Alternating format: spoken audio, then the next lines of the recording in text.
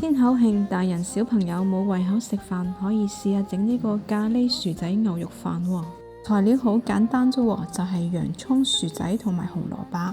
將呢3樣食材分別切粒，然後電飯煲撳煮飯鍵，將啲水燒滾，再將呢3樣食材放入去蒸大概15分鐘。呢啲係提前醃好嘅牛肉片。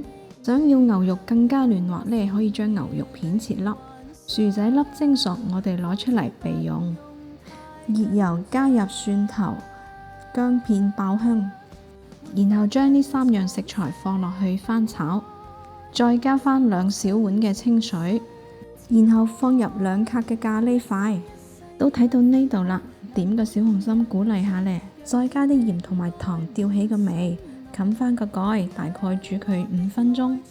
見到啲咖喱塊溶晒嘅話呢，就可以加入切碎嘅牛肉片啦。開大個火，不停咁翻炒，大概炒個2分鐘到呢，啲牛肉就基本熟晒噶啦。哇，你睇下幾靚，見到都流口水喎。之後淋上飯面，牛肉鮮嫩，醬汁濃香，你都關注收藏試整下啦。